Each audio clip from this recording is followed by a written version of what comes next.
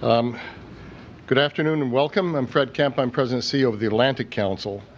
And thank you all for joining us today for this Cyber Risk Thursday discussion on building a defensible cyberspace. It's great to have Jay Healy back, the inventor of our Cyber Risk Thursdays, and you'll hear more from him later, but he was the first director of our Cyber Statecraft Initiative. For those of you joining us remotely, we're live streaming. Please join us for the online discussion using the hashtag @ACCyber and tweet us at Cyber Statecraft. For a long time, one of the fundamental assumptions about cyberspace has been that when it comes to connectivity, more is always better. But as has become clearly evident, even to the average citizen, the expanding architecture of digital connectivity has provided attackers an advantage over defenders. We now find ourselves in a perennial reactive mindset where we risk being overwhelmed by constant small fires we scramble to put out, and even in our less attacked realm of the Atlantic Council, we confront this. Confronting this situation requires a questioning of fundamental assumptions, a rethinking of baseline requirements for protection, and development of a broader long-term strategy for cyber defense. What we try to do at the Atlantic Council is not just talk about this, not just write about this, but figure out a plan of action where we can move the needle with policymakers and with the international community.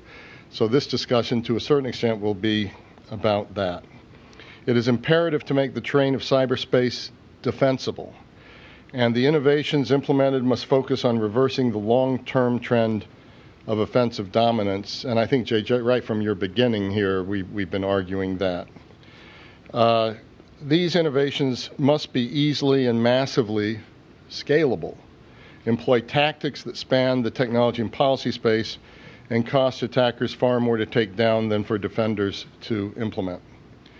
The rethinking of cyberspace is not something that any one individual can do alone. I was just talking to John Goodman about this. It requires collaborative thought and collective action, and that's where our Cyber Statecraft Initiative comes in. We know we can't do it all here, but we also know that we have an incredible community globally and nationally that we can call upon. We convene representatives from private industry, government, and academia to engage in solutions-oriented discussions such as the one today. By bringing these varied stakeholders together, we bridge the tech and policy communities, translating policy trade-offs for technologists and technological equities for policymakers. It's not an easy job, but it's also a crucially important and a rewarding one. Our former senior fellow, Tom Bossert, was doing this in the White House, and now that he's coming back out, we hope we'll be able to call upon him again here at the Atlantic Council. Today, we are so proud to partner with Accenture Federal Services on this timely discussion of defensible cyberspace.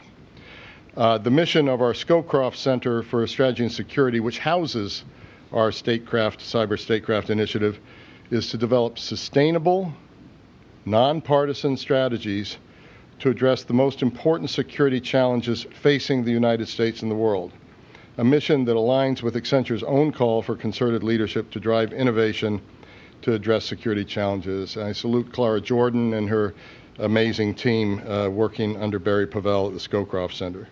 So let me take this opportunity to thank our partners at Accenture. We are privileged to have with us today the CEO of Accenture Federal Services, John Goodman, who I'll be welcoming to the podium in just a minute. As CEO, John oversees every aspect of the company as it serves clients across all sectors of the U.S. federal government, defense, intel, public safety, health, and civilian. Prior to joining Accenture, John served for 5 years as the Deputy Undersecretary of Defense for Industrial Affairs and Installations and the Deputy Assistant Secretary of Defense for Industrial Affairs, as well as on the staff of the National Economic Council at the White House, so he knows how these things happen from the private sector standpoint and obviously from very privileged positions on the government side. In just a moment, I'll ask John to take the stage, but first, let me also introduce our other distinguished speaker, Dr. Joseph Nye. Joe Nye is, among his many other accomplishments, he's also an Atlantic Council Board Director and University Distinguished Service Professor Emeritus of the Harvard Kennedy School of Government. In a recent survey of international relations scholars, he was ranked as the most influential scholar on American foreign policy. And Foreign Policy has named him one of the top 100 global thinkers. And I can only think how lucky the other 99 feel to be included with you, Joe. I've been stealing his ideas for years. He has served as Assistant Secretary of Defense for International Security Affairs and Chair of the National Intelligence Council. Joe, John, we're honored to have you both here today. And with that, John, the floor is yours.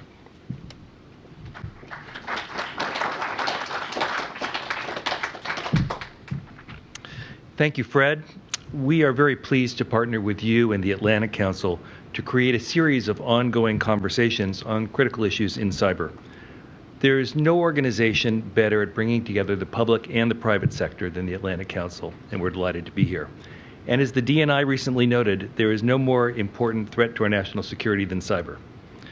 At Accenture, we're working with government and industry to create a more resilient approach to cyber threats. It's complex, but we believe that government and the private sector together have what we need to change the cyber game to our advantage. It will take more conversations, like this one, and joint action to get us there. But to get us started, it's my great pleasure to introduce Dr. Joe Nye. I've known Professor Nye since I was in graduate school and took classes with him. And thanks to his willingness to bring me on as a teaching fellow, I was able to pay my way through graduate school. Joe has always been a role model for me, because he combines an extraordinary ability to clearly analyze and explain the most complex policy issues facing the United States and the world with the practical judgment and wisdom necessary to effective policymaking. And both are critical in our cyber discussion today. So Joe, can I welcome you to the stage to introduce today's conversation?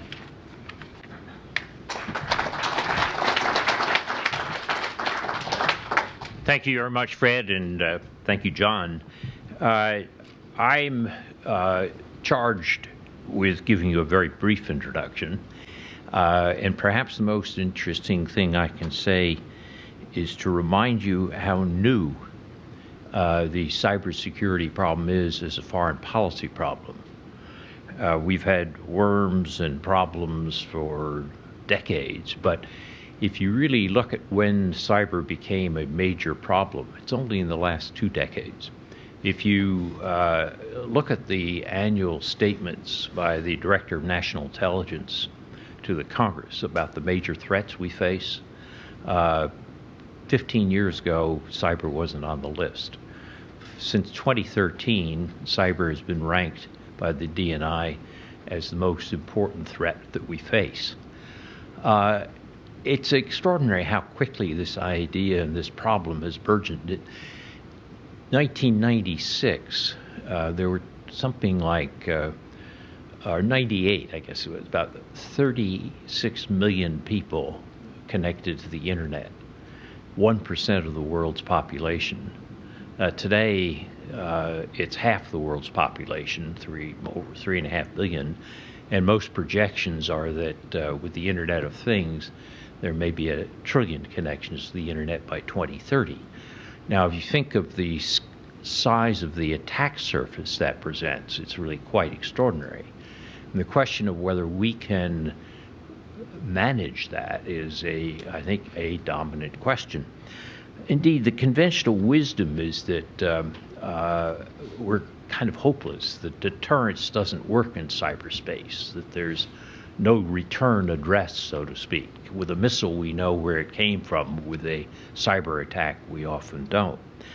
But one of the problems we have about thinking about deterrence in cyberspace is that we are befuddled by our experience in the Cold War. We think of deterrence in nuclear terms.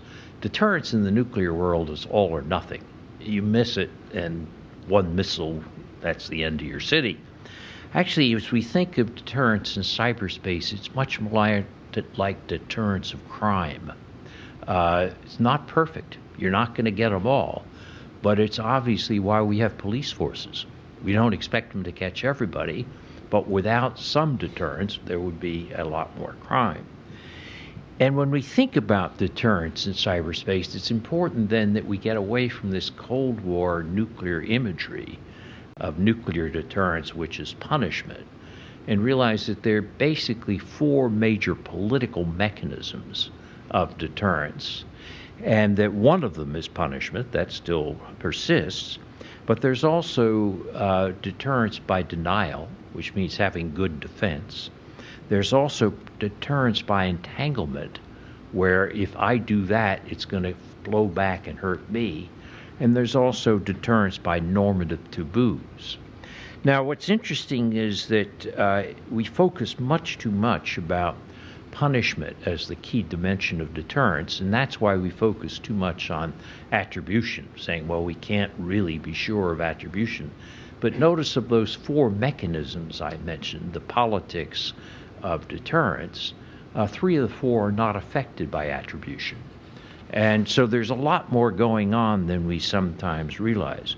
In fact, another problem we have is that we spend too much time thinking about cyber Pearl Harbors and the gigantic bolt from the blue. And in fact, it may turn out that that's really not the biggest threat. It may be easier to deter attacks that are major attacks by nation state, the cyber Pearl Harbor, than it is to deter attacks, whether by states or non-state actors, which are below what we usually think of as level of armed conflict, or the law of armed conflict, sometimes called LOAC. And there, if you look at the Russian hybrid war in Ukraine and the way they use cyber as part of that hybrid war, or if you look at the 2016 Russian disruption of the American presidential election, you're seeing something much more subtle, much more interesting, and much more difficult to deter. There's been rumors, published rumors, that the Russians and Chinese have been inside our electrical grid for years. The question is then, why haven't they taken us down? Maybe because what they're trying to do is send us a signal for deterrence. But that's led us to focus too much on this bolt from the blue, the Pearl Harbor. And we haven't done enough to deal with these gray zones. And the gray zones are really where the action is. And we haven't developed the instruments that we need to deal with deterrence and defense in the gray zones. It doesn't mean nothing can be done in the gray zones. One interesting example is, for years we had told the Chinese that their use of cyber means to steal intellectual property was unacceptable. And in 2015, when we threatened, in fact, to use entanglement to blow this up in their face, by saying that this relationship that's going to be in the Xi-Obama summit is not going to work if you don't reach an agreement on this. In September of 2015, Xi and Obama reached an agreement not to use commercial cyber means for commercial purposes. It's only a small part of espionage, but nonetheless, it's interesting that it's an area in the gray zone where you're able to affect state behavior by a credible deterrent. So to conclude on all this, where does that mean for us as we think about policy? And there it seems to me that whether a policy of deterrence can work in cyberspace depends on how, the 4 mechanisms I mentioned, who, what type of state or non-state actor, and what, a big war or a gray zone. And the answers vary. It's hard to project how this will develop because it's such a volatile technology and domain. So that, for example, it may be that improvements in private attribution capabilities of private firms may mean that we're going to get much better at being able to attribute and therefore to punish.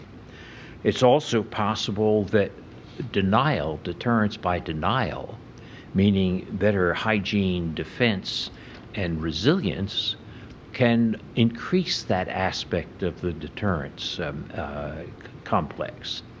And it's also possible that the conventional wisdom we have right now, that offense will always dominate defense, may not last forever. That ratio or balance may change over time. And there is such a thing that you might call cyber learning, that as time goes along, we learn more about the domain and more about the instruments. So what might seem like a generally accepted proposition now may not be an accepted proposition or may not be true in 5 or 10 years. So in that sense, I think the lesson I would use in this introduction to the problem is to keep in mind as we look at for solutions that not all cyber attacks are of equal importance, not all cyber attacks can be deterred, and not all rise to the level of significant national security threats. So the lesson for policymakers is to focus on the most important attacks and understand the full range of mechanisms at our disposal and the context in which attacks can be prevented. Or to put it in short, in conclusion, one size does not fit all, and that's the key to understanding deterrence in cyberspace. Thank you.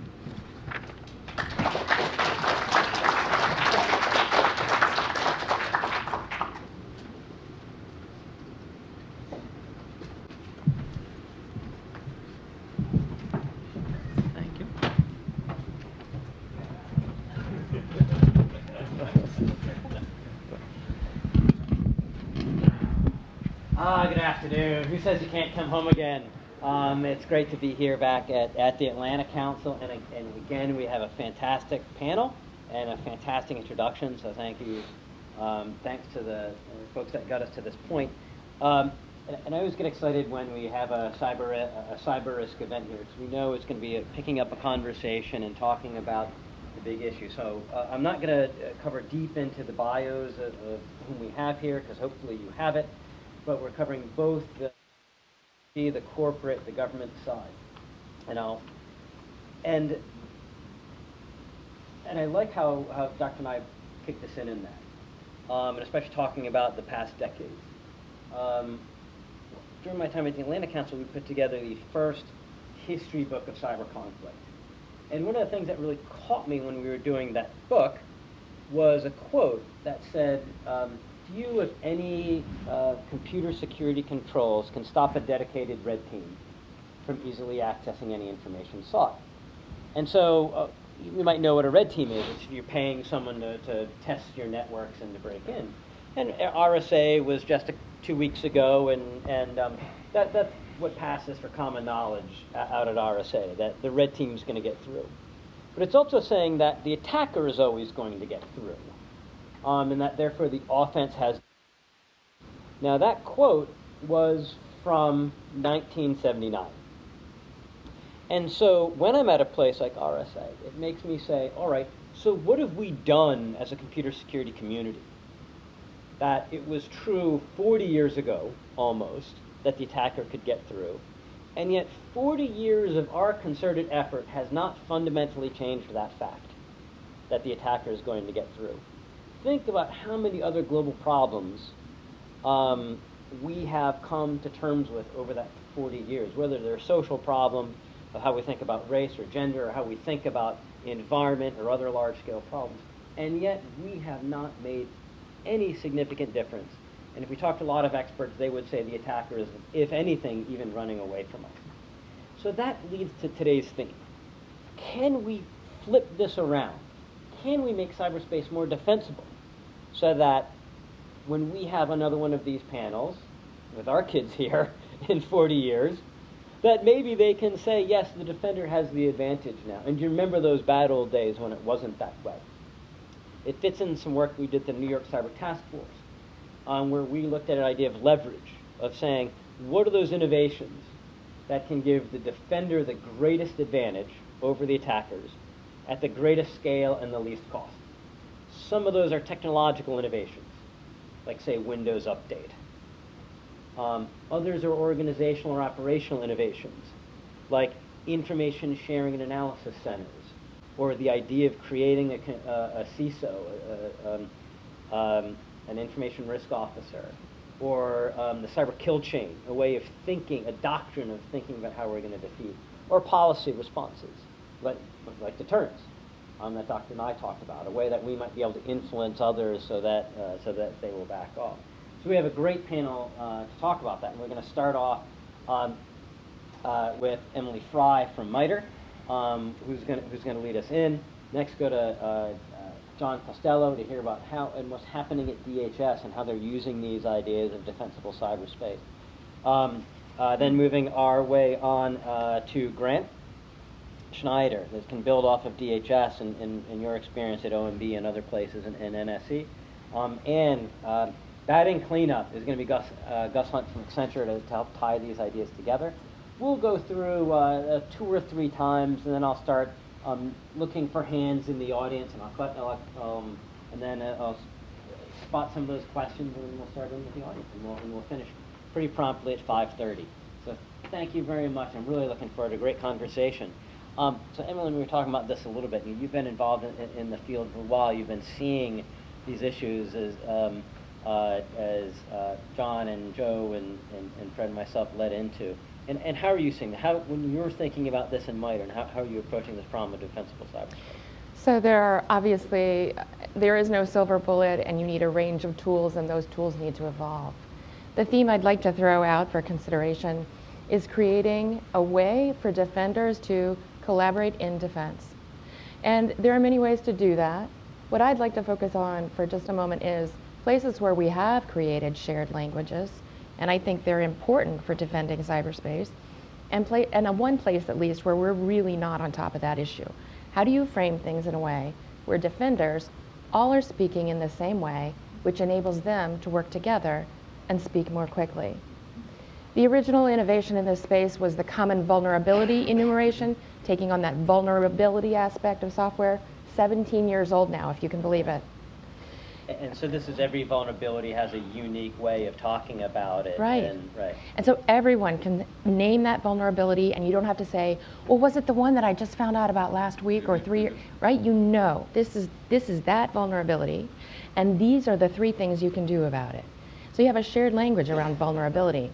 Well, what are the other parts of risk? Threat. And now we also have sticks and taxi, a common way to speak about threat that allows defenders to move much more quickly in coordinating how to deal with threats. And I love this point. I'm going to touch on sticks and taxi in a second. Some of you may not know it, but when we started things like the information sharing and analysis centers, it was, we would have to get on a call and say, hey, are you seeing what I'm seeing? We would have to go back and forth. And now that's become more automated. And this is where we love this idea of thinking about technology, operations, and policy. The information sharing came from PDD 63, a White House policy, that encouraged the growth of ISACs, a new organizational model. As they built up trust, we built in this new organizational model, or this operational idea of sticks and taxi, that can now directly change the technology plane in how we, in directly making change to stop defenders, and using the scale of the internet to help the defenders, not the attacker. And so carry that forward, if you would, just a moment. So if we can speak the same language on vulnerability, we can speak the same language on the threats, what would be an advancement, a next generation, a common language about attacker behavior would help us all move further left of boom. Because once we know what a pattern looks like, if somebody spots it over here, but they know it started over here, then other people can go over here, right? So that's attack. The attack framework is out there, and it's just exploding. People are adopting it, tailoring it. So those are the kinds of tools that really help defenders. But there's a fundamental assumption in cyberspace that I believe is holding us back as a country and globally in addressing the threats. And that is, cyberspace occurs in the context of the internet. In the context of the internet places a frame on the very notion of being connected to begin with that we really must explore more deeply. the assumption of every new device is that it's going to be connected, refrigerators, cars, God knows what. But have we really thought through those devices that implicate life and limb, public safety, the economy of this country, or national security? And my question to the world, to you, is don't those deserve a higher level of shared understanding and scrutiny before we automatically assume that everything should be connected? That the benefit of the connection is greater than the cost? And I think we'll pick that up as we continue on through this. And John, I wanted to turn to you next, because Emily mentioned some of these things that DHS has been working heavily with MITRE on, the sticks, the taxi. There are some places where government help can really help defensible cyberspace. Much of it is done by private sector. And I know in your time at DHS, you've really been looking at what better DHS can be doing to pick up this ideas on defensible cyberspace. So can you pick up the story from there, please?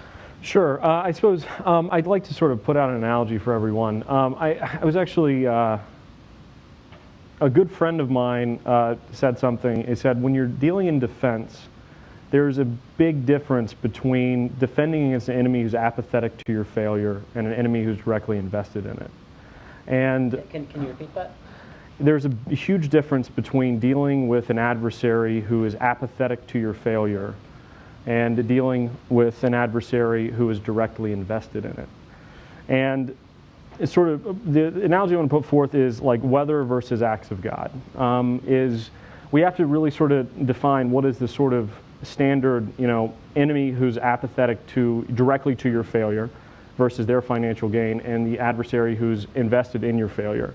And so, our notion is on defensible cyberspace is that cyber is effectively a battlefield of costs.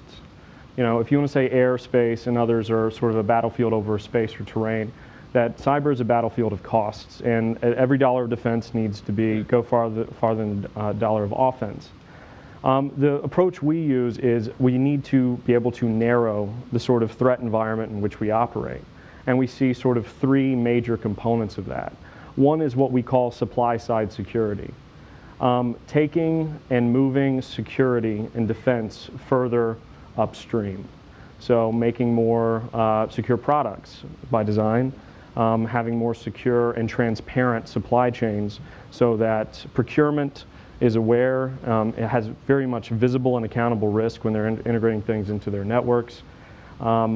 The whole goal of that is to raise the baseline of cost above where, say, lower tier actors, the burden of cost above where lower tier actors can operate and still have a financial incentive. The second part of that is information sharing, as Emily brought up. Government can do a lot on this front with pushing out information sharing and supporting information sharing efforts, but there is a very keen observation from our perspective that it has to get better.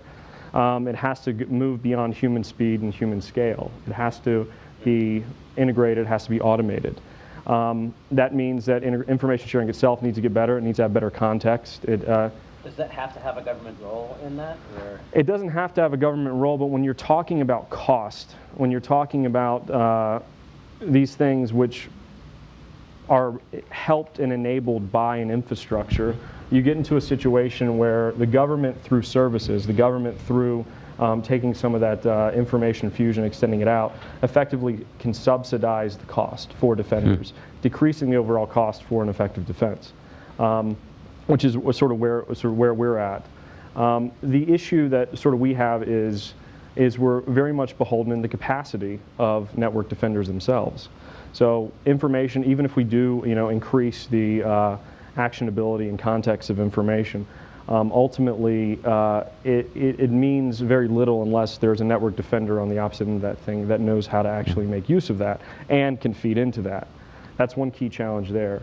The third part is something our secretary has been very, very vocal about, is there is also additional cost on the top level against the act of God sort of threat actors. The threat actor's a persistent threat actor who's directly invested in your failure.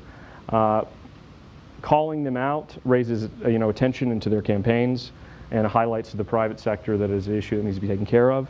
And additionally, imposing costs causes political pressure that we hope will change their, ultimately we'll hope will change their behavior. So those are the sort of three levels we're looking at. So we do see attribution as a huge part of what we can bring to bear. It's been, I mean, we've seen a lot of continuity over the last two, even last three administrations in a lot of places. But I got to say, the joint calling out and the attribution, I think, has been a very interesting development of the last 15 months. And so I think, so that's with, I like that DHS perspective. And now, Grant, so you've got, we were talking about this organizational innovation, and you kind of represent that, as we were talking about earlier, right? I mean, we've got to make it easier for the defenders to do things at scale, and so now bringing together your OMB role as well as your NSC role, I think is one of those. So how does it look from your seat? Yeah, I certainly agree that, I mean, our threat surface continues to increase, right? The problem set continues.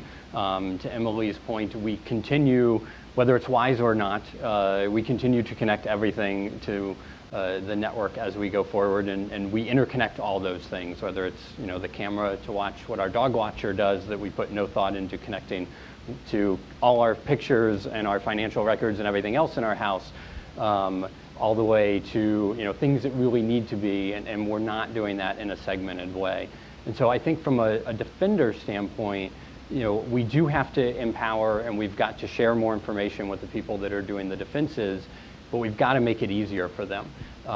There is, the vast majority, certainly from a federal standpoint, the vast majority of incidents we have, and I think last year was 35,000 or something that were reported to the Department of Homeland Security, the vast majority of them are against known vulnerabilities. So the things we already knew about, and someone just hadn't gotten to because we were sharing that information at the speed of humans, and we were implementing it on a punch list that a CIO or a CISO has that's a mile long.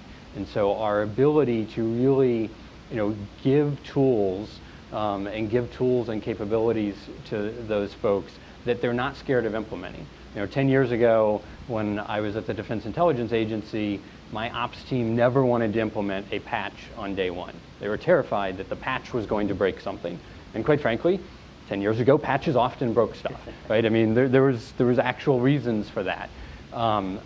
Now, though, I think we still have a lot of that sentiment, but the risk of breaking something with the patch is actually far lower than the risk of not patching it. And so we've got to find ways that we can do that faster, and that as we're sharing information, whether it's across government or with private industry, that we can get the most critical information, which is often sensitive from a government standpoint. The most contextual data is often stuff we don't want to share in an unclassified environment, but we've got to get that out. Because our model that we use occasionally, which is we have three really important things, 500 so-so things, we'll put out a list of 503 and bury them in it. The 503 never get done, and maybe the 3 get done that you're really looking at. It really struck me, I was talking about the, 13800, I think, was a very interesting executive order. And it was talking about shared services, which was I think, one of the differences. And so when you're doing this New York Cyber Task Force, I'd spent a lot of time in D.C. And in D.C., a conversation about the cloud goes, someone will talk about how great the cloud is, and then the next 9 speakers will say, yes, but. And it astounded me. That's every topic in New DC, York, though, right? but in New York, when I'm surrounded with Ed Amoroso and Phil Venables and these fantastic CISOs, and Ed talked about how great the cloud was, and everyone after him said yes and what? Sure, there are going to be risks, but the risks you're going to are much more manageable than the risks you're leaving behind, and it astounded me. And I thought it really caught me out to see the shared services in 13800. Yeah, and to me, the shared services piece, the push to move to the cloud on the federal space is absolutely necessary. Quite frankly, we expect every department and agency to defend themselves to the same degree. So whether you're Small Business Administration, the Office of Personnel Management, the Department of Defense, we expect them to have the same capabilities the way the laws are set up and the way FISMA sort of drives that accountability. And agency heads are accountable and will continue to be. However, quite frankly, we need to get some of them out of the business of trying to secure their own information, perhaps out of some of the business of even running their IT, so that we can move to shared services.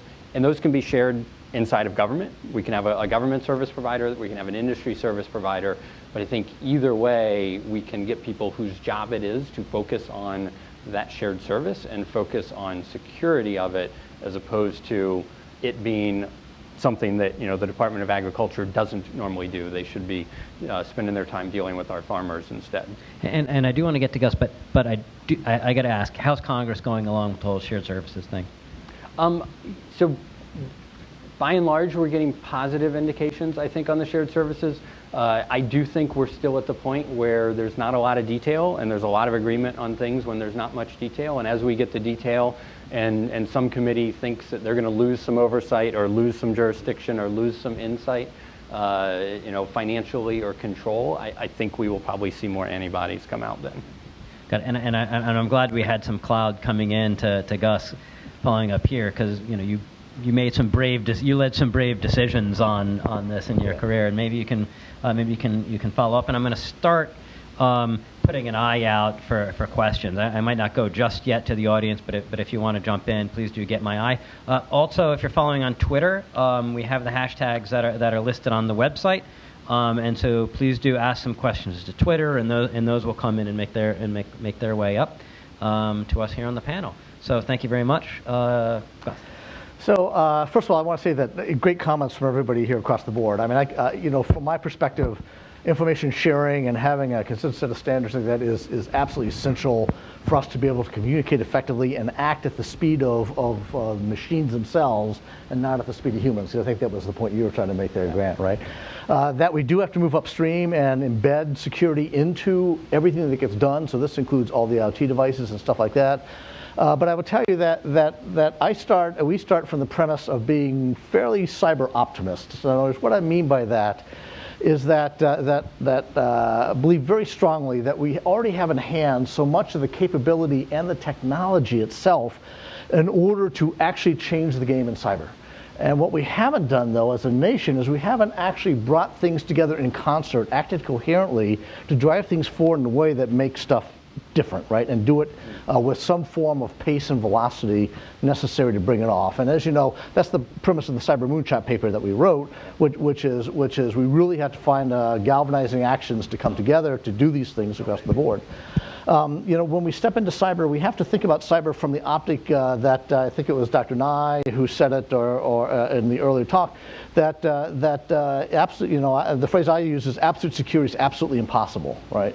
And so what happens is that then it matters in how we then design our systems as we step into our future to assume that you're going to be had and build in resilience and the ability to tolerate an attack and harden systems and minimize the damage that can be done, and combine that with the ability to act in real time drives us into a much more defensible cyberspace and a defensible cyberspace posture across the board.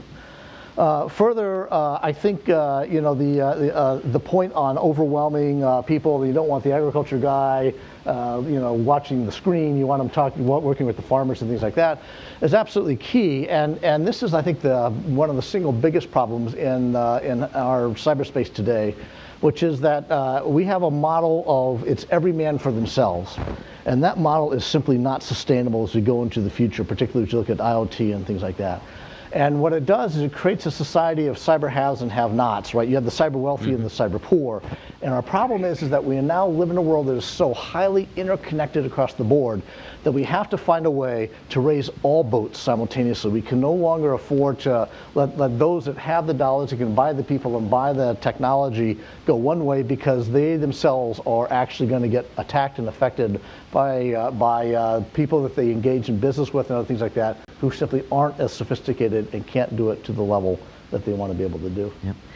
And this is one of the things we found in the New York Cyber Task Force when we asked what innovations have given the defenders the best advantage over the attackers. So many of the answers first started to come back, or where we tend to have comfort with that is the stuff in the enterprise. Yeah. Firewalls, intrusion detection systems, passwords, which are great, But you're right, that's for the haves, right? If you can do those and you can support that, that's great. We were much more interested in the answers like Windows Update, end-to-end encryption, right? For Microsoft, it wasn't cheap for them to implement Windows Update, so that automatically they were pushing out patches that would automatically go into most computers. But it wasn't cheap for them, but everyone got the benefit. So instead of having to deploy one awesome technology a billion times, they made one change and it affected a billion users. And so I'm going to come back because we talked about supply side security, about trying to get this security farther up the chain. I'm going to come back because I want some answers about how we actually do that in there. But I am going to start going to the first question. And so because we had in the back here, if we have a mic runner, that's and so I'll take a couple of questions because I want to give you time to think about that. Please go ahead. Thank you. I'm Deborah Decker with the Stimson Center. Thank you for the great presentations. I was at a DHS meeting several years ago when you were trying to push out automated indicator sharing with the sticks and taxis, and there seemed to be some hesitation from the private sector on that. I know some sectors are far more advanced than others.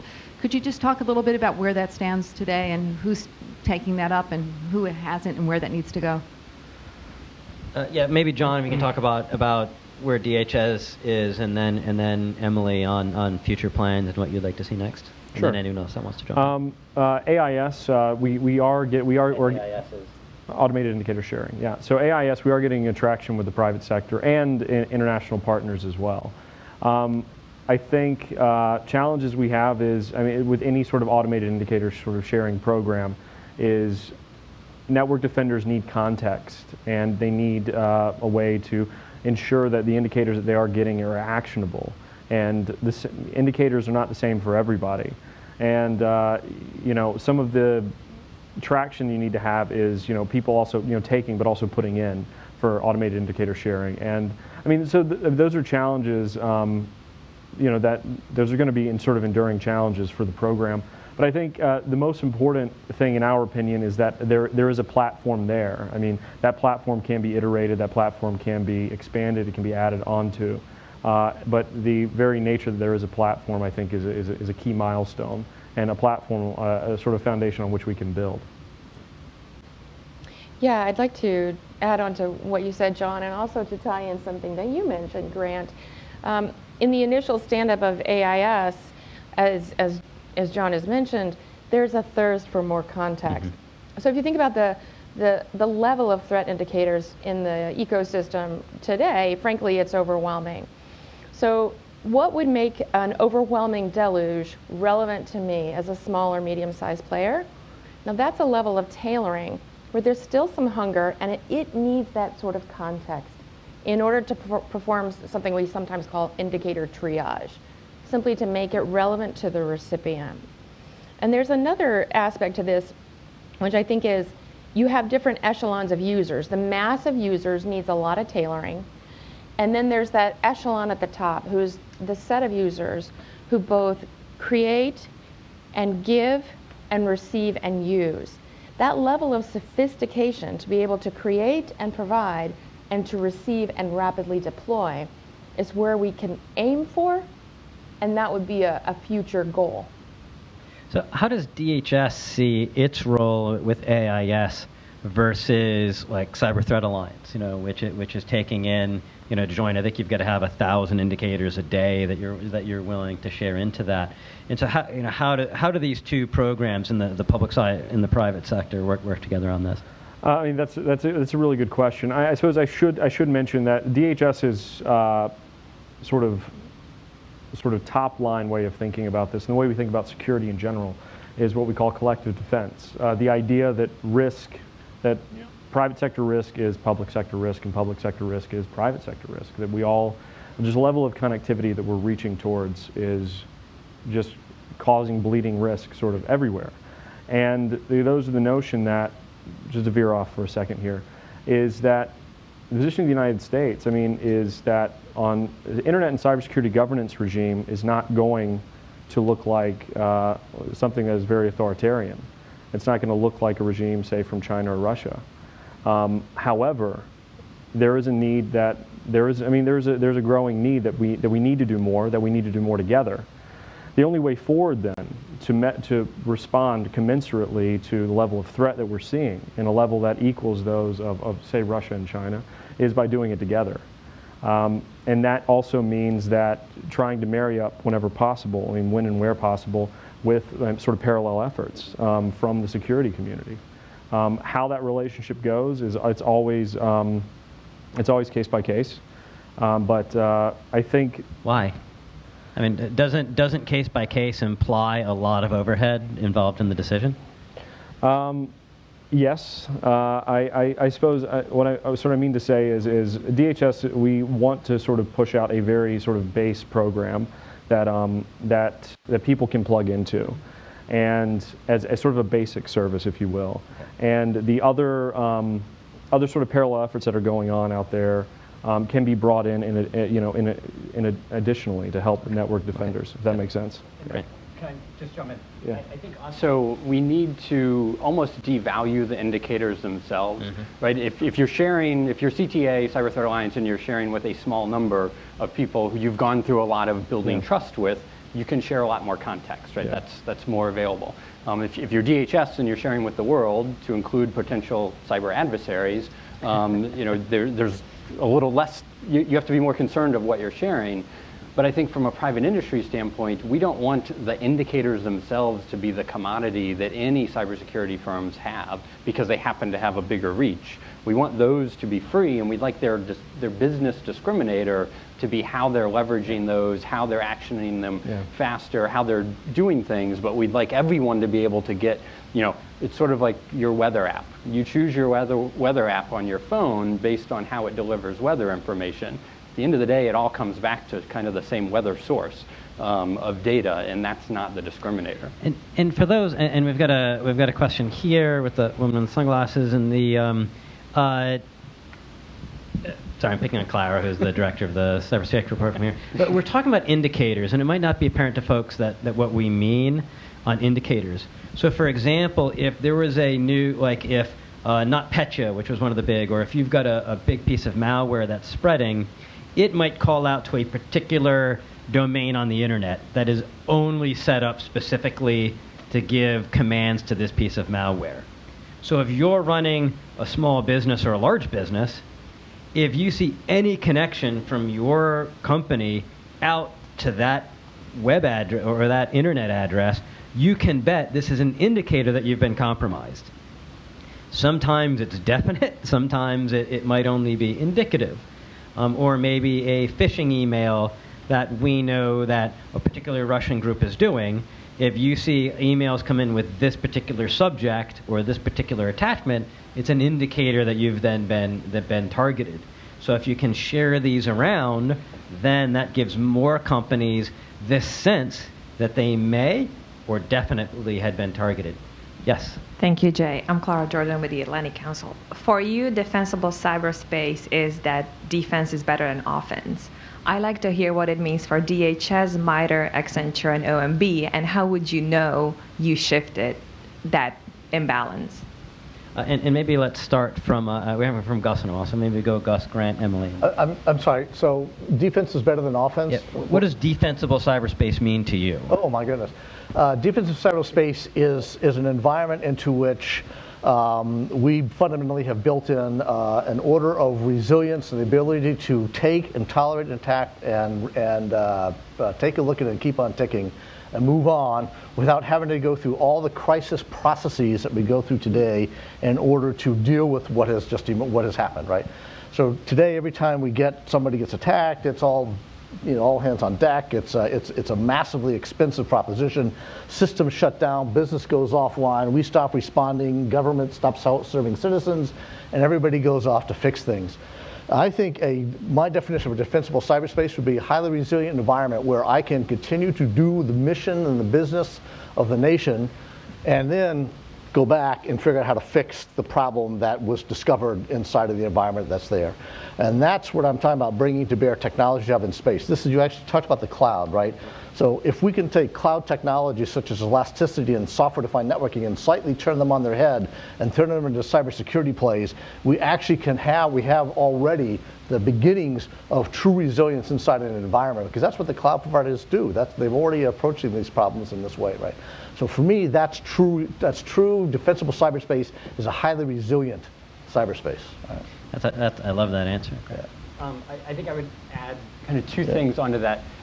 One, and certainly agree with Gus, is understanding which parts of your environment are those that are most critical. So really taking a risk management approach so that you know what's most critical both in your functions and processes and in your data itself. Because those are, you're going to have to take two very different tacks on whether you're trying to preserve a process and making it very resilient and distributed, or whether you're really just concerned that no one else can get this data and this piece of information. And on the second one, I think we have to move towards where our data is far more aware, and that our data is essentially helping to protect itself so that it knows where it is, who's trying to access, and really a lot of context around it, so that it can be protected, whether it's on a computer that gets lost in a parking lot or left on an airplane or someplace else. There's ways to do that that can still be secure, or that it's out in someone else's cloud that we have concerns about. I think we might come. I think we might come back to that, because I think that's interesting. Because that's an absolutely key point. Data-centric security, because if we can make the data itself hard and minimize the damage that can be done. Our job gets easier. Right, exactly. Right. Our job gets a whole lot easier. That's exactly right. Emily and then John. What does defensible cyberspace mean? So I think when we think about it at MITRE, we often think about two different things. In a converged cyber-physical space, what we think about is the resilience, as Gus said, and the way we define that is persistence through duress, persistence of essential functions through duress. And then the thing that's been added to that, and because of the environment that we're all seeing on the front page of the Post all the time, or the New York Times, is data integrity. So let's assume you're a first responder, and in order to effectively respond in a hurricane environment, you really have to have access to certain databases of names and addresses, and certain types of very vulnerable populations within your zone of coverage. And yet the data center was washed out and there was no redundancy to the data center. So the integrity, the availability of the data, in addition to the public safety and the mission resilience of the cyber functions themselves. So, in our opinion, a defensible cyberspace is one where the dynamics of cost are completely flipped on their head to favor the defender. I mean, that is really what we're getting at. We're talking about a cyberspace that can be defended. We don't want a cyberspace where script kiddies can lump 500,000 IoT devices into a botnet and take down Twitter on the East Coast for half a day. That's not what we want. We also do not want where there are hundreds or thousands of new IDs for sale in the deep and dark web. We want to move to a part where state, local officials, people who are the least sort of a resource to deal with consequences of cyber attacks, can move beyond that, where the costs are absorbed higher up the chain and are not put down to small and medium businesses. We ultimately want to narrow the environment to where the only incidents we're dealing with are against those attackers that have a direct stake in our failure, that have a direct stake in shutting things down at large scale. That gets to the second part of this, which is national risk management. The idea of what are your core national essential functions across sector. But you can only do that when you've taken care of the first part. Because at that point, the answers that you're looking to have are, when we're dealing with nation-state threat actors, where is our risk the greatest place? And I'd just like to say one more thing to that. Entanglement is a huge deal when it comes to deterrence, but there's one part of entanglement that is a consistent befuddling factor in our ability to secure things. That's supply chain, technological entanglement. The risk that we have right now, and the risk that we will have in the future, is that the growing technological reach and the connectedness of critical infrastructure means our risk is growing exponentially. What certain other countries are doing is they are systematically purging themselves of that risk. If the U.S. does not respond in kind, the balance of vulnerability is going to shift wildly out of our favor. And that entanglement we're talking about no longer becomes a resource we can draw upon to deter and bargain with, but becomes a massive liability.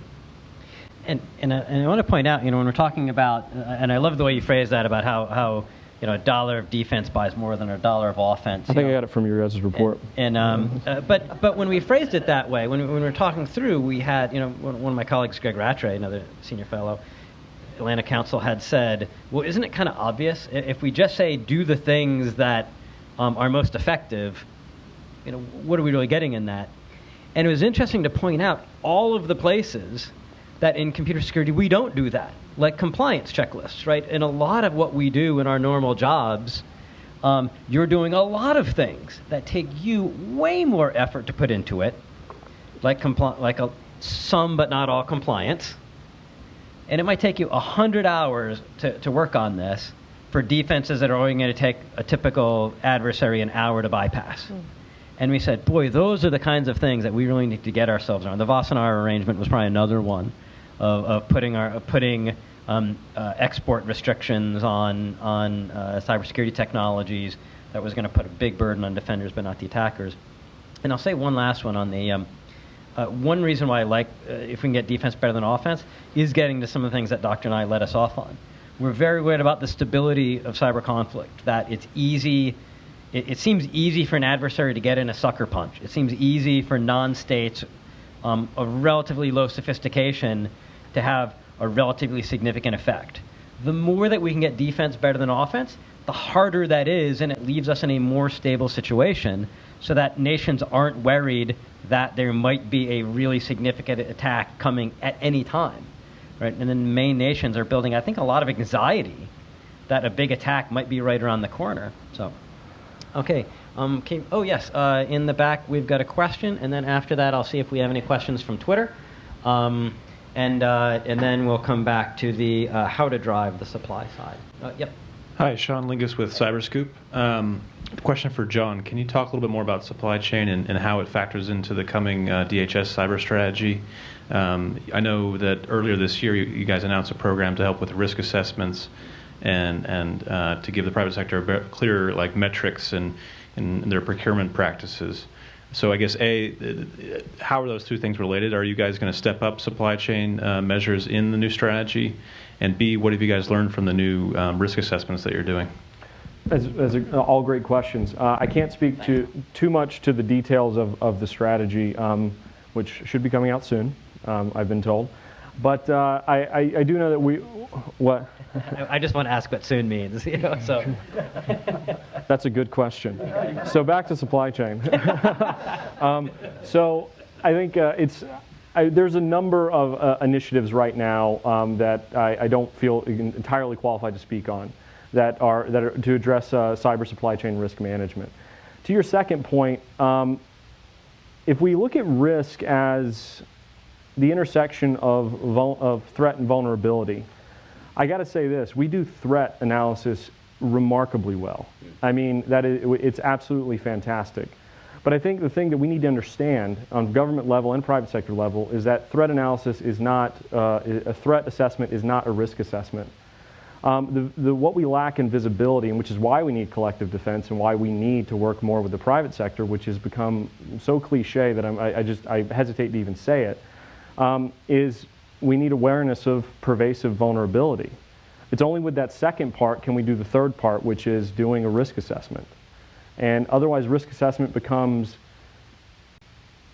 challenging, if not impossible, and you run the risk of chasing what we call phantom risk.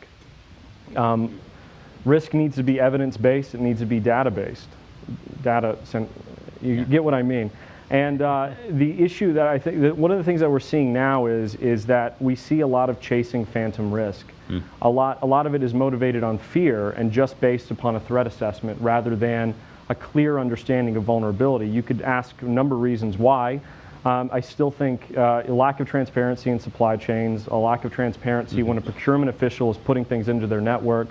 I think all those are contributing factors, and all those are the reasons why when we're looking at this as a sort of this manifold process to try to reshape the dynamics of cost, supply side security, whether that's the security of the device itself or the security of when it's created, when it's shipped, the services, third-party risk when they plug into that. All of that sort of plugs into visibility and transparency of your supply chain and your third-party risk. And that's the part that I think ultimately we need to get better on. Just yesterday, so one of the reasons I'm in New York was, down from New York, was some of the Columbia students were doing their capstone project for the Institute of International Finance just down the street on the third-party vendor risks to the financial stability from the cloud, and going in and looking at different cloud models and how each one can affect individual, both micro-prudential and macro-prudential stability. And it was really interesting to see how a lot of the issues we're talking about here, should regulation prompt banks to use a single cloud provider or multiple cloud providers, and diving in and seeing how different places are looking at that. So thank you, Sean. And look for, do we have any Twitter? Okay, all right. So if you're on Twitter, then please jump in, and I'll go here, Andy, and then we'll keep in mind the supply chain. So in the front here, the gentleman with the shirt. Yep. Yeah, let me follow up on the known vulnerabilities. I'm really perplexed, and I think it kind of relates to the broader question of lack of accountability in cyberspace, and I think government agencies are a particular significant example. People think OPM was a big shock. So why don't we use procurement practices, even recommended procurement practices for government, which we're not doing, and recommended procurement practices for critical infrastructure, and work with our allies to say that the software that we buy has to be tested for the CVSS 7 and above, and those vulnerabilities need to be remediated. If we do that, that's going to drive the providers to get rid of a lot of the known vulnerabilities, and we don't seem to be trying that. Yep. And I think, Grant, do you want to, on the OPM side, and then anyone else that wants to jump in? Absolutely, and as we look at supply chain, that's probably the thing that concerns me the most, is our supply chain risk. We have taken a number of steps that have been a little bit whack-a-mole, in my opinion. The Department of Homeland Security put out a binding operational directive about Kaspersky products inside the federal government. Congress followed that up in the National Defense Authorization Act with a law about that. However, that's, it's one that was relatively easy to look at and relatively not widely used inside the government either as an approach. And so we are absolutely looking at what are the ways that we can get things, whether they're into the federal acquisition regulations, so it's a little more mandated. One of the challenges, acquisition is a challenge across the federal government, and it is very individualized. I mean, we have a whole bunch of regs and a whole bunch of laws, and at the end of the day, we have individual contracting officers who are making decisions and interpret things, and we've got to make that more standardized. And so we are definitely looking at, from a federal standpoint, how do we leverage the federal buying power, which in technology space is big. It's not huge. I mean, it is $90 billion-ish a year. However, when you look at the economy, it's not that great, but it can at least start to move the needle for some of the requirements that we have coming in from industry for what they need to do to secure things that need to be patchable, need to be updatable. And so we're looking at what are the right mechanisms to put in place, or actually what is some of the language that we can get through all the lawyers to get into those mechanisms. Yep. Yeah, slight expansion on this. So also, not just within the FAR, but if you look at the private sector and we take IoT, the big looming disaster on the horizon that we're all facing as things are coming along here, right? One of the issues I think we have is we don't have the equivalent of underwriter's laboratory for these devices, IoT things, right? We don't have any set of minimum security standards or some label that says if I go and buy this router, or I go and buy this refrigerator or this TV, wherever it's going to be, that I'm going to plug into the internet, it meets some set of minimum security requirements in order to do so, right? And I think that's part of the huge gap that we're now facing to do that. So if we could get something like that put in place on the commercial side as well, and combined with mandating things within federal acquisition, together both of those I think would drive a long way to help us alleviate the. I've been really surprised here in how FDA's been doing on the medical device side. Yeah. And I was at an event with Bo Woods, our cyber safety fellow, if I'm getting right, who's been doing a lot on this, an event in New York, and we're at a Columbia University Medical Center that said they were rejecting they were deciding not to buy a particular device because of the cybersecurity guarantees and on liability that they were getting from the provider, who then knew, man, if I don't get them, then I'm going to get badmouthed everywhere. And they were able to use that buying power. And this was from a group that, neither Bo or I had thought was necessarily very security savvy. And to hear that they were using that buying power really bowled me over. Grant. And to Gus's point, and to that point, we have to create a demand cycle. Yeah. So we can say we want suppliers to do a whole bunch of things, but until it's a discriminator that all of us as consumers, as personal consumers, as our companies and our organizations, until we're going to discriminate what we buy based on something, and Underwriters Laboratories is looking at this. They've got a handful of people who have gone through their process, and it doesn't say your device is secure, but it's more like a clean financial audit. It says you've put the right processes in place. But if no one's going to pay more for a product because it went through that, then we're not going to get there. So we all have to become a bit of that demand cycle as well. So just real quick, I mean, I've seen like the leadership of the private sector on certain sectors, certain sections of cybersecurity, strategic and not, has been really great the last few years. There's Microsoft's Digital Geneva Conventions, and there's the Tech Accords just this year. And I think they're great, but one thing I think DHS would be extremely supportive of is a industry sort of a private sector self-organized, set of principles of what they would expect from their vendors, whether that's within a sector, whether that's cross-sector. It's something DHS would be very, very supportive of. And this is one of the things when we were doing the New York Cyber Task Force, where I called it transparency, and there's probably a better name, of saying where can we most easily align the market incentives so the right things happen. And Gus mentioned the Underwriters Laboratory. The work that Mudge and Sarah Zatko had been doing for a while on the Cyber Independent Testing Labs, which I'm not sure is a going concern anymore, was great. What I really loved was Consumer Reports is, I think, still trying to figure out how to add a cybersecurity rating on the devices that they include. And we said, boy, can if we tried to get that through Congress, can you imagine how much issue we would have of the government trying to give a cybersecurity rating for a product? And it's not going to be easy for Consumer Reports to get this right. It's going to take a while. But boy, think of the transparency if now it is relatively easy for consumers to say, ooh, this one's a full donut and that one's only half a donut, I'm going to buy this one, and how that is going to change the market for vendors. And that's what we mean by leverage. Where can we make that smallest change that's going to have the largest impact downstream? And I think it's in this these areas of transparency that we can really make that happen. Look at one example I'd say is nutrition facts for food. You see very clearly on the box what the health risk is for the item. I'm not saying a top-down sort of approach like that is warranted here, but having that level of transparency in a product is of extreme use to a consumer. And I'm going to look to the panel on this and these and other ideas, because we're on the supply side idea. I am a little bit more willing to do some top-down on this, because I don't think things have necessarily been working. Bo Woods, the senior fellow that I talked about here, he would carry a packet of Twinkies around with him. And I was thinking, man, delicious snack cake, sure, but, why? And he said, because when I was running a hospital, I knew less about what was in my critical systems than I know about what's in these Twinkies, right? What software is it running? What libraries are they using?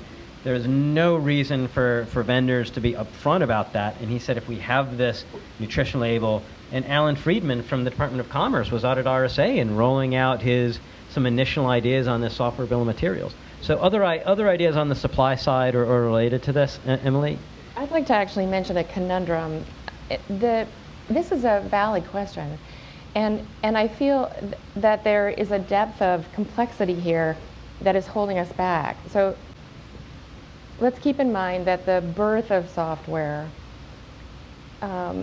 it came about because it was protected, right? So one of these factors is we live with a legacy that the builders and creators of software don't have liability.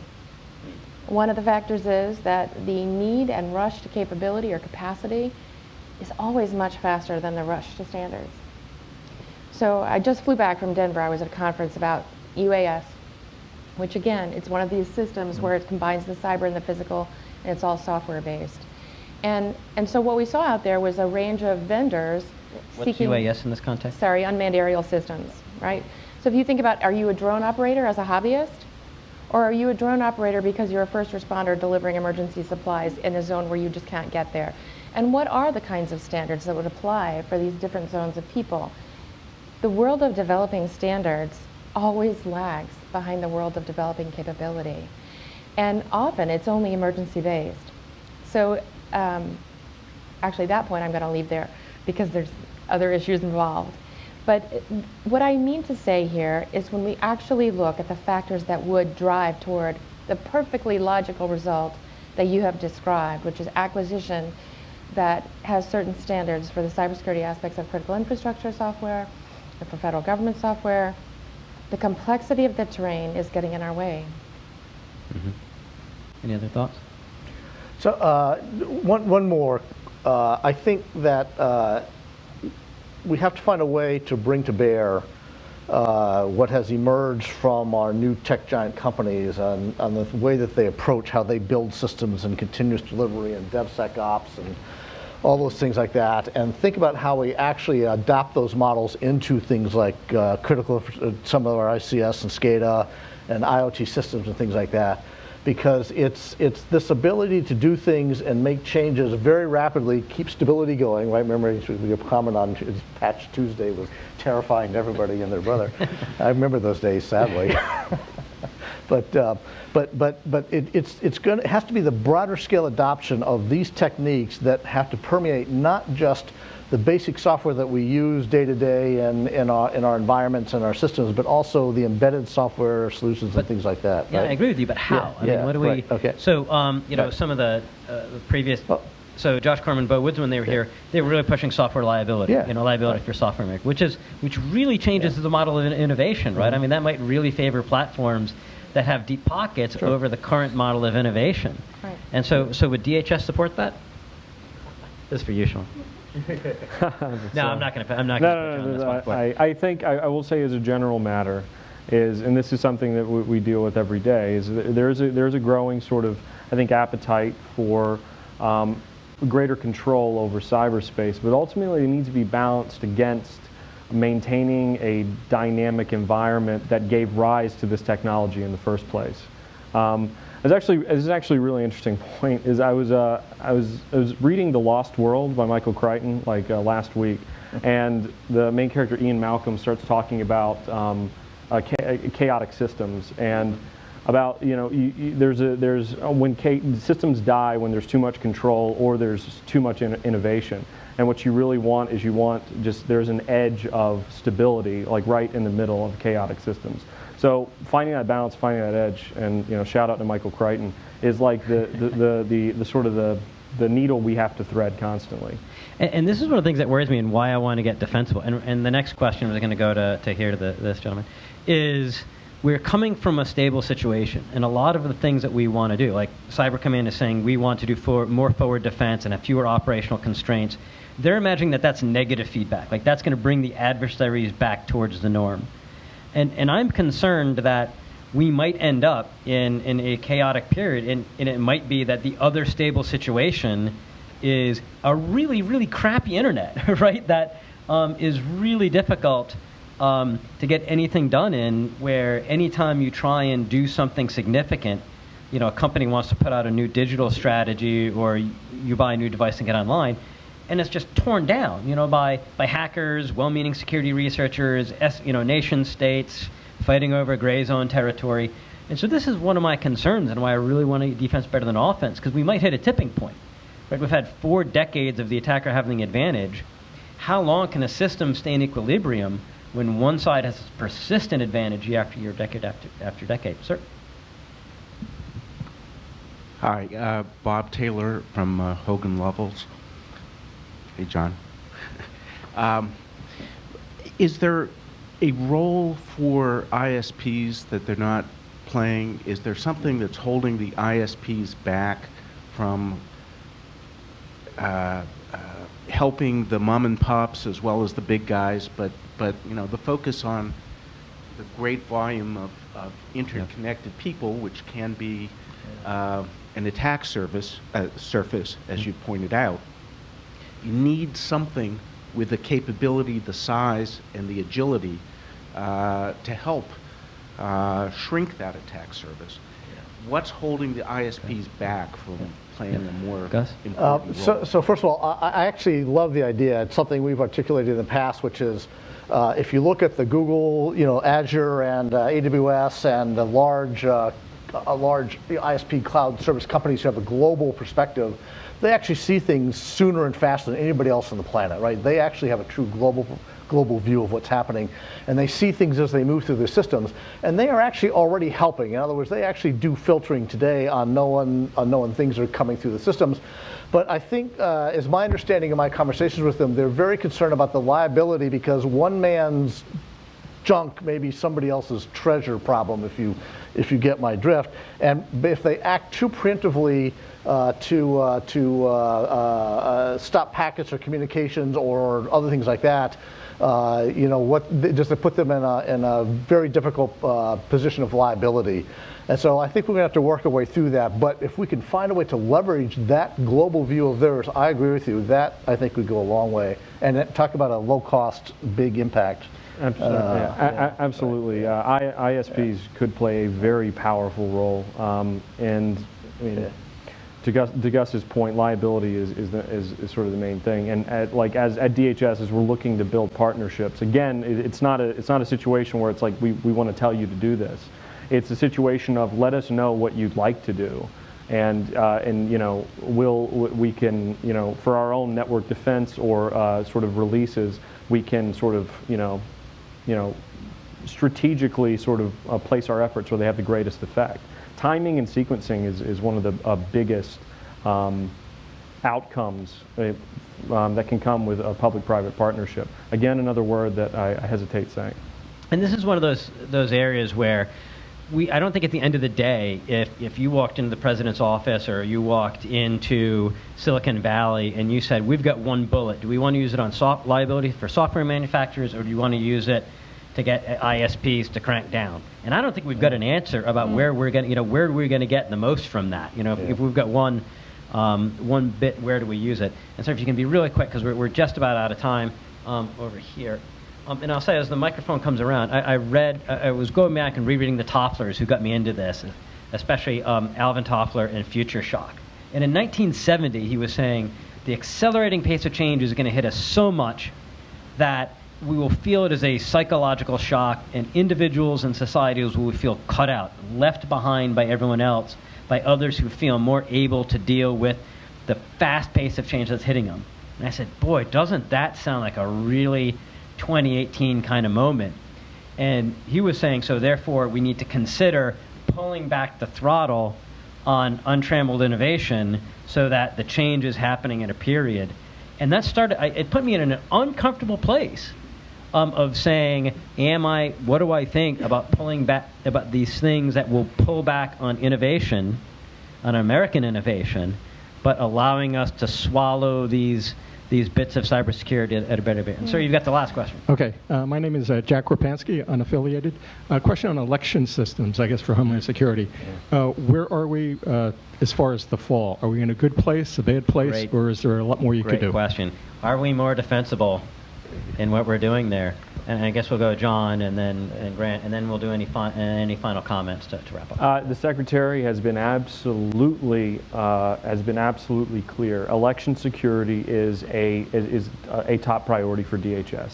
We are doing everything in our power, state and local officials with jurisdictions all across the United States, to make sure that election officials themselves, who are responsible for securing the systems, have as much support as they can going into the fall. I mean, I would defer to DHS. I mean, obviously, this is the challenge. There's however many thousand. I think it's somewhere around 8,000 different, authorities that run our elections, and it's all at the local level. And that's why DHS's role in supporting them and providing capabilities and offering assistance is absolutely critical and where we need to be. Okay, and to close out, we got a final question in from Barry Pavel, who was saying, what's the #1 most effective defensive tool, capability, approach that most people aren't talking about? So if we can, this will be our dance-off stage, and I guess let's go in the order that we started. And so, Emily, we'll give you first word. The #1? Well, yeah. I mean, if there's something that you just really want to poke, and something that we're not part of the conversation, nobody has said blockchain yet, is what I think Barry's trying to say. Oh, thank goodness. So thank you, Barry. So let's put blockchain on the table. I think what I would say is risk management frameworks for the predominant uses of IoT, such as smart cities. Yeah, John. No, I don't really have a good answer right now. So, and for fear of giving a bad answer, I'll pass on this one. Okay. So we haven't talked at all about identity management and moving towards multi-factor or whatever is going to be the next step after that. So we understand who is on our network and what they're doing, I think, is one. Over to you guys. Wow.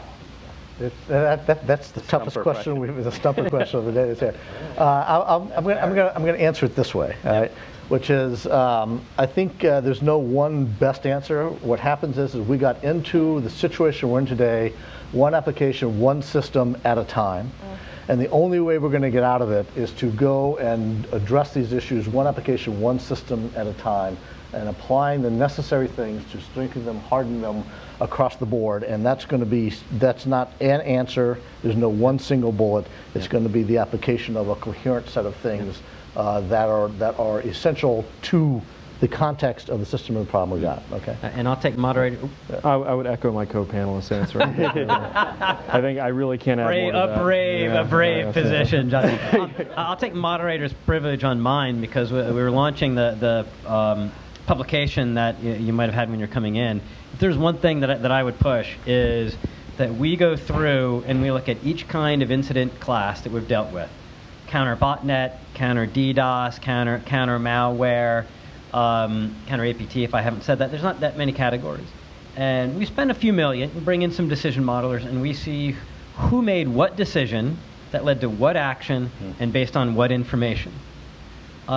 Because I think that can give us a really solid view of, right now I would bet that 80 to 95% of those decisions are made in the private sector. And I'll bet it's not, the private sector. I bet we're talking about 20, 30, 40 companies that are in the key roles that are making the bulk of those decisions. And once we have that, we can say, all right, what should we do better? Where could DHS, for example, give a little bit of grant money matched by the platforms that could give a key organization the right kind of capability? It also gives us our information requirements so that we know what information we need, what has to be shared, what we could just maybe purchase. And it could then also be part of the incident response plan of saying, here's how we ought to do incident response, and let's try and get our plans part of that. And that's part of the Atlantic Council issue brief that just came out today. So, what a fantastic panel.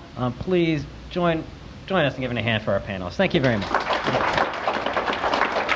Thank you. Thank you. Very good.